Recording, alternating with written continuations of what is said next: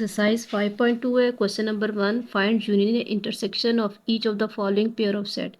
कि अब ये क्वेश्चन हमें दिए हैं, इसका हमने यूनियन भी लेना है और इंटरसेक्शन भी लेना है। तो पहला क्वेश्चन हमारे पास है ए कि ए का एलिमेंट हमें दिए हैं 4, 8, 12, 16 और बी हमें दिया हुआ है 8, 10 और 12। अब हमने इसमें यूनियन भी लेना है, तो हम यहाँ पे पहले लिख लेंगे ए यूनियन बी इक्वल है। अब ए की वैल्यू हम इसमें लिखेंगे पहले और फिर यूनियन और साथ में बी की वैल्यू आ जाएगी। अब जब यूनियन लेना होता है, यूनियन का मतलब होता है कि इस सब को हमने इकट्ठा करके लिख देना है। तो हम इसको तरतीब से लिख देंगे। पहले ये हमारे पास 4 है, फिर 8, इसके बाद ये 10 आ रहा है, 10 के बाद ये 12 और फिर लास्ट में हमारे पास है 16। तो ये हमारे पास आंसर आया ए यूनियन बी। अब इसी का हमने इंटरसेक्शन भी लेना है, तो हम यहाँ पे लिखेंगे ए इंटरसेक्शन बी इक्वल है। वैल्यू दोबारा लिखेंगे हम ए और बी की। इंटरसेक्शन का साइन डालेंगे और बी की वैल्यू हमारे पास है 8, 10 और 12। अब जब इंटरसेक्शन हमने लेना होता है, इसका मतलब होता है कि जो चीज़ दोनों में कॉमन है हमने वो लिखनी है। अब इसमें पहले 4 है लेकिन बी में 4 नहीं है, हम वो नहीं लिखेंगे। फिर यहाँ पे 8 है, इसमें भी 8 है, तो हम यहाँ लिख देंगे क्योंकि 8 दोनों में शामिल है। फिर यहाँ पे 12 है, इसमें भी 12 है, तो हम यहाँ पे 12 भी लिख देंगे। यानी 8 और 12 जो है वो इसमें कॉमन है, तो ये हमारे पास इसका इंटरसेक्शन आ गया है। तो आंसर इसका 8 और 12। अगला इसका बी पार्ट है। सी इक्वल है ई एफ जी एच और डी हमें दिया हुआ है क्यू आर एस टी। तो पहले हम इसमें लेंगे, इसका यूनियन लेंगे, तो लिखेंगे सी यूनियन डी। सी की वैल्यू हमारे पास है इसमें ई एफ जी एच, दरम्यान में हम यूनियन का साइन लगाएंगे और डी की वैल्यू हमारे पास है क्यू आर एस और टी। तो यूनियन में हमने सबको इकट्ठा करके लिख लेना है। तो हम इसको लिखेंगे पहले ई एफ, क्योंकि ये सारे नंबर इसमें शामिल नहीं है, तो पहले ये सारे हम लिख लेंगे ई एफ जी एच और उसके बाद हम ये सारे नंबर लिख लेंगे क्यू आर एस और टी। अब हमने सी का इंटरसेक्शन लेना है, तो हम यहाँ लिख लेंगे सी इंटरसेक्शन डी इक्वल है, इनकी वैल्यू लिख लेंगे सी और डी की।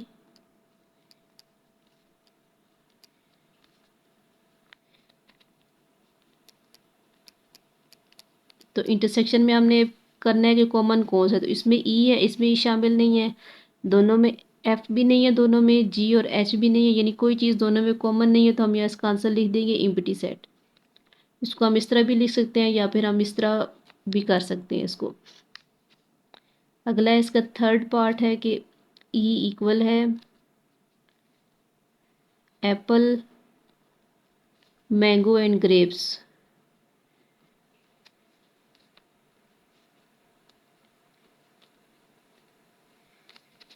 और इसमें एफ में हमें दिया हुआ है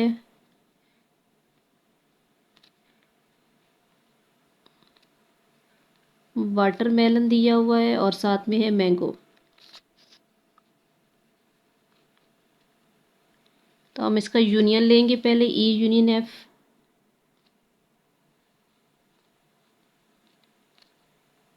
तो ई में हमारे पास जो चीज़ है वो हम यहाँ पे पहले लिख लेंगे।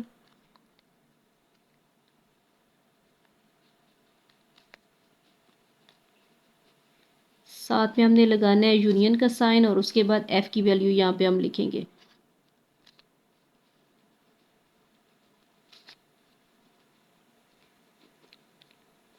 अब हमने इसमें यूनियन लेना है, यानी इस सब को इकट्ठा करके हमने लिख लेना है। तो हम यहाँ सारे ये लिख लेंगे एप्पल मैंगो ग्रेप्स और इस साइड हमारे पास है वाटरमेलन और मैंगो। मैंगो हमने लिखा हुआ, सिर्फ हम यहाँ पे वाटरमेलन अब लिख देंगे। तो ये हमारे पास है ई यूनियन एफ का आंसर।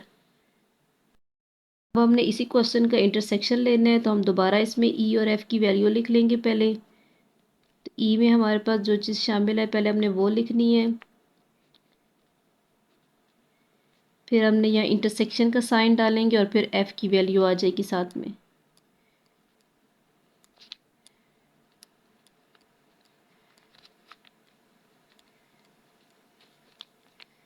अब इसमें से हमने देखना है कि दोनों में कौन सी चीज़ कॉमन है, तो दोनों में सिर्फ ये मैंगो जो है वो दोनों में शामिल है, तो हम यहाँ पे इसका लिख लेंगे नीचे इंटरसेक्शन में मैंगो, ये इसका आंसर है।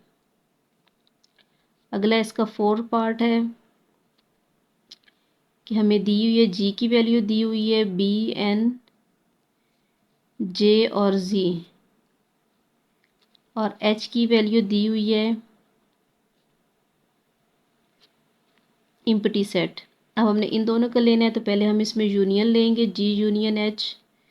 तो जी में हमारे पास है बी एन जे जी, साथ में यूनियन, और एच में हमारे पास शामिल है इम्पटी सेट।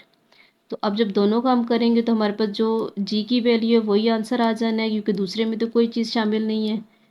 तो हम इसको लिख लेंगे बी एन जे और जी को, ये इसका आंसर। अब हमने इसी का इंटरसेक्शन लेना है,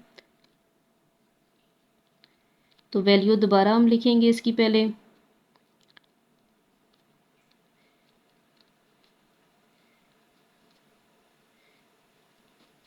तो अब इसमें से कोई चीज़ ऐसी नहीं, ये इम्प्टी सेट है, तो इसका मतलब हमारे पास आंसर भी यहाँ पे ये इम्प्टी सेट आएगा, क्योंकि दोनों में कोई चीज़ कॉमन नहीं है।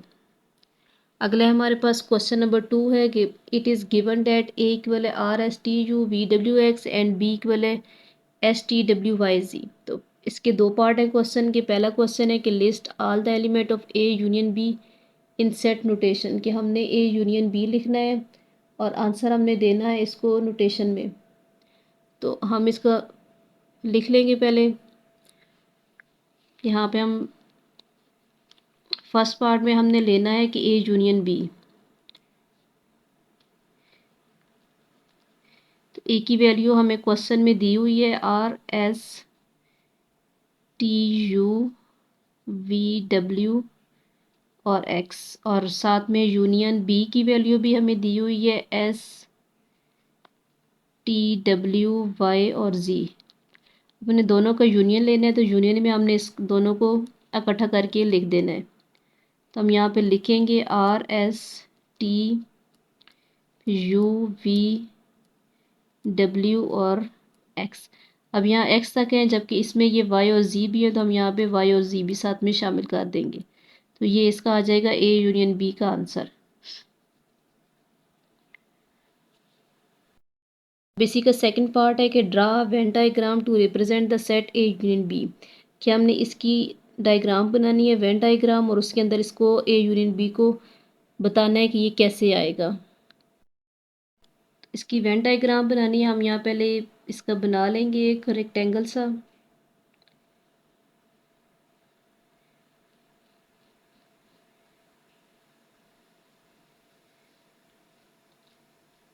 अब इसके अंदर हमने सर्कल लगा लेने हैं।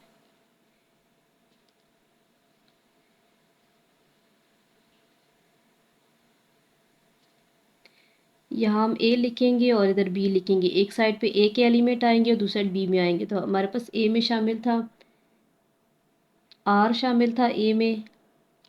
अब एस दोनों में शामिल है, तो हम एस को यहाँ पे लिख देंगे बीच में कि ये चीज़ दोनों में कॉमन है। फिर टी भी दोनों में कॉमन है, टी को भी दरमियान में लिखेंगे। फिर हमारे पास यू आ रहा है, उसको हम यहाँ पे लिखेंगे यू।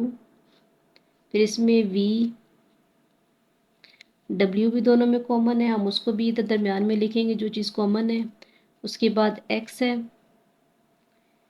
और बी में हमारे पास जो चीज़ शामिल थी एस टी हमने कॉमन कर लिया था, डब्ल्यू को भी कॉमन आ गया था, अब वाई और जी सिर्फ रह गया। तो हम यहाँ इसमें लिख लेंगे वाई और जी। तो ये इसका आंसर है, ये इसकी वेन डायग्राम है। यानी ए बी की वैल्यू हमने लिख देनी है और जो चीज़ कॉमन है वो हम दरमियान में कर देंगे इधर। क्वेश्चन नंबर 3 है it is given that A equal है 1 2 3 4 7 एंड बी इक्वल है 2 4 8 और 10। अब इस क्वेश्चन के आगे से दो पार्ट हैं। तो पहला हमारे पास है कि list all the element of A intersection be in set notation. हमने ए और बी का इंटरसेक्शन लेना है, तो हम पहले लिख लेंगे यहाँ पर ए इंटरसेक्शन बी।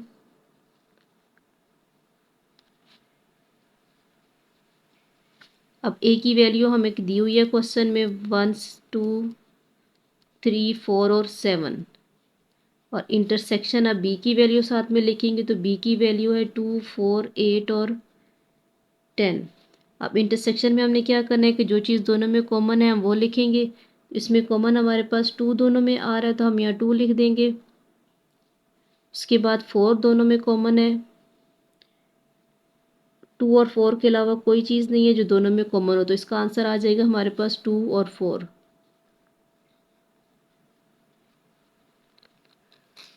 अब इसी का सेकंड पार्ट है कि draw a Venn diagram to represent the set A intersection B. अब हमने इसकी डायग्राम बनानी है, तो हम यहाँ पहले लिख लेंगे कि हम इसकी वेन डायग्राम बनाएंगे। अब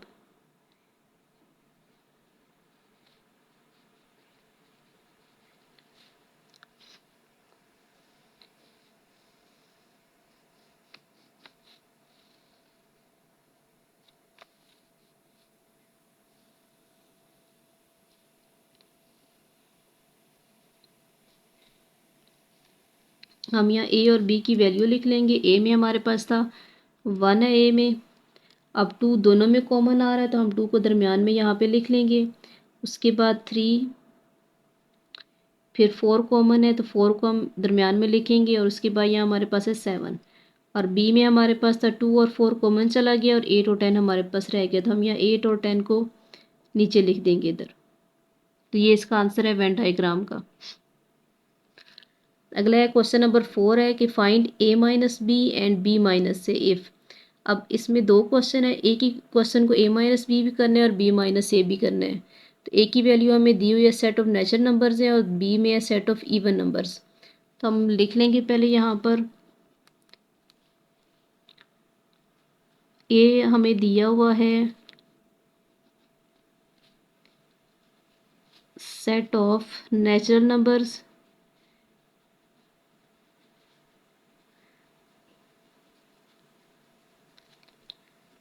और बी हमें दिया हुआ था सेट ऑफ इवन नंबर्स।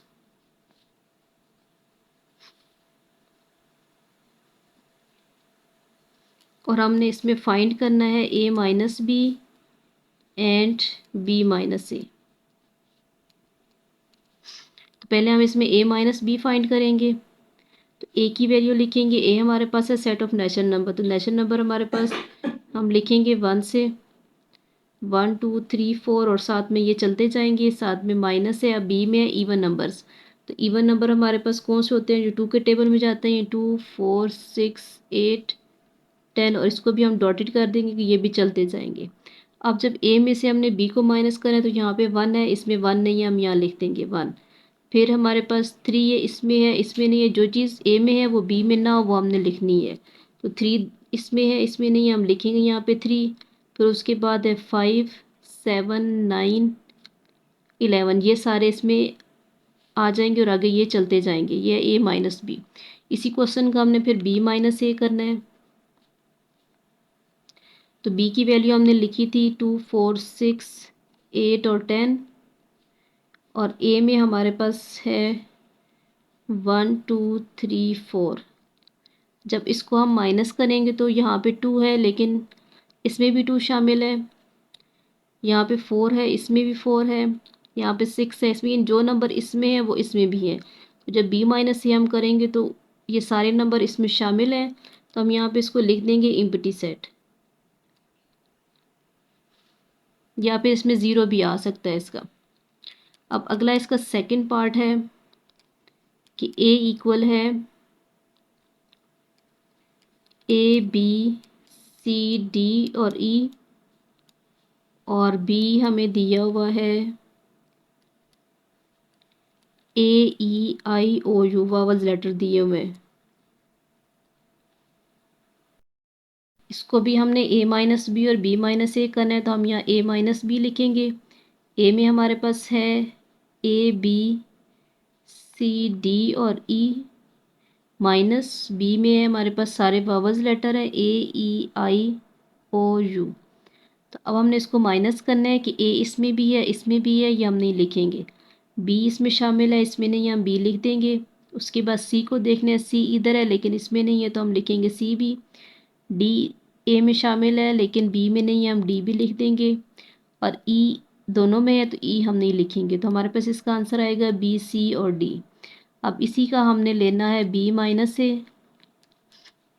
तो बी में हमारे पास है ए ई आई ओ और यू माइनस, अब ए में हम लिखेंगे तो ए में है ए बी सी डी और ई।